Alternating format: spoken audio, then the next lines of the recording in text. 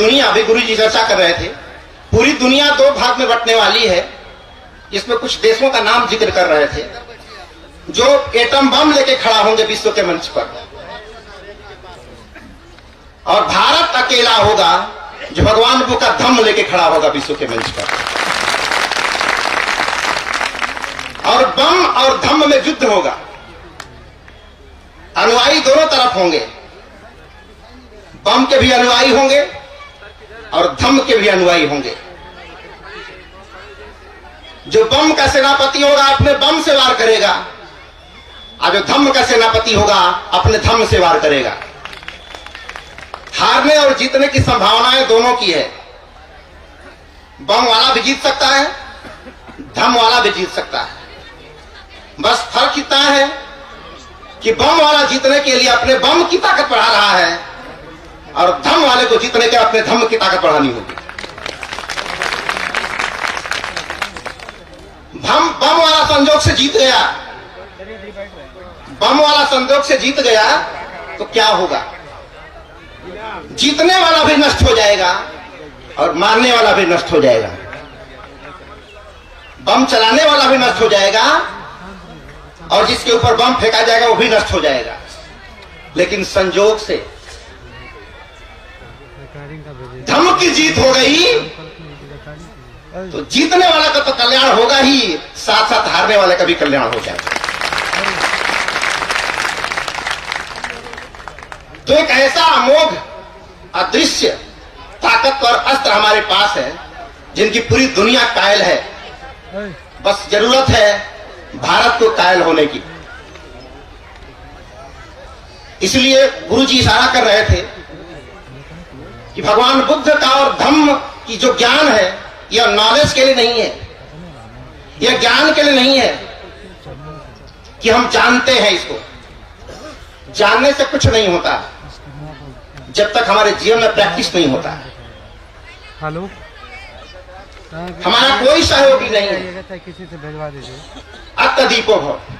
हम अपने सहयोगी हम हैं, और जिसके सहयोगी बहुत सारे लोग थे और भीड़ भी बहुत ज्यादा संख्या में थी, फिर भी आग लग गई और भगदड़ मच गई। लेकिन यहां कितनी शांति से बैठे हैं और हम शांति के संवाहक हैं और शांति के प्रवर्तक हैं, और भारत हमेशा से शांति का समर्थक रहा है और शांति की वजह से पूरी दुनिया भारत की अनुयायी हुई। और अशोक भी, आज अशोक को हम इसलिए जानते हैं कि वो शांति का संदेश पूरी दुनिया में फैलाया उन्होंने। आज गुरु जी उसी शांति के दीवाने हैं और बोले कि 30 साल से मैंने मंदिर नहीं बनवाया, 30 साल से मैंने वो काम किया जिससे डायरेक्ट लोक कल्याण होता है। तो सम्राट अशोक क्लब भी इधर बहुत सारे काम लोक कल्याण संबंधी कर रहा है।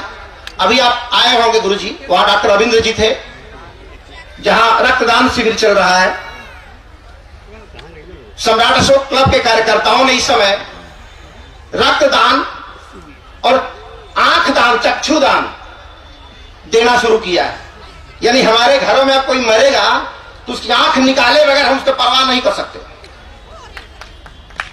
आंख निकाल के ही करेंगे, क्योंकि एक मनुष्य की आंख से 500 साल देखा जा सकता है, कई पीढ़ियां देख सकती हैं उससे।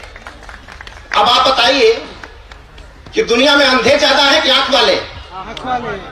आंख वाले अपनी पूरी आंख का इस्तेमाल करें जीवन भर, और मरने से पहले अपनी आंख अगर दान करके जाते हैं तो शरीर देह इस संसार में कोई अंधा बचेगा भी नहीं।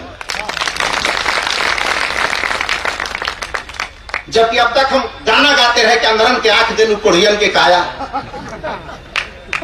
अंधरन के आंख दिलू, जिसके लिए हम भजन गाते रहे उसने किसी व्यक्ति को आंख नहीं दिया, झूठी प्रशंसा करते रहे।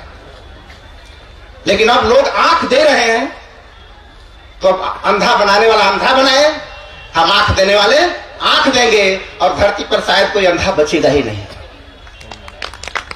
तो इस तरह के बड़े कार्यों में आप सबके सहयोग से काम चल रहा है और इसमें गुरु जी का जो आशीर्वाद होगा, गुरु जी के मंगल कामना अगर हमारे साथ होगी तो निश्चित रूप से हम इस काम में 4 चांद लगा सकते हैं। और चूंकि गुरु जी को जाना है तो मैं गुरु जी से अपने पूरे जन सैलाब की तरफ से एक कामना करता हूं, एक अभिलाषा रखता हूं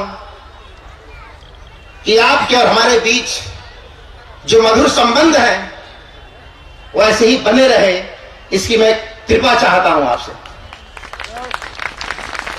क्योंकि 2015 में हम लोग कोरिया गए थे, वहां सम्मेलन था रीयूनिफिकेशन ऑफ कोरिया, वहां हम लोग भी गए थे कि साउथ कोरिया, दोनों के देश कोरिया कैसे मिलेंगे। 1,03,000 लोग उसमें शहीद हुए थे बंटवारे में, लेकिन वहां की चमचमाती जो उनका स्मारक बना हुआ है देख के लगा कि शहीदों का बड़ा ही गजब का सम्मान उस देश में था। और जिसकी चर्चा कर रहे थे साफ सफाई की बात, अभी सोचिए यहाँ आत्मा से परमात्मा से मिलने की बात गुरु जी नहीं कर रहे थे। सफाई करो, कूड़ा दूर हटाओ, झाड़ू लगाओ, बोले यह धर्म है, इसमें तो कहीं पूजा पाठ है ही नहीं है। अरे यही धर्म है।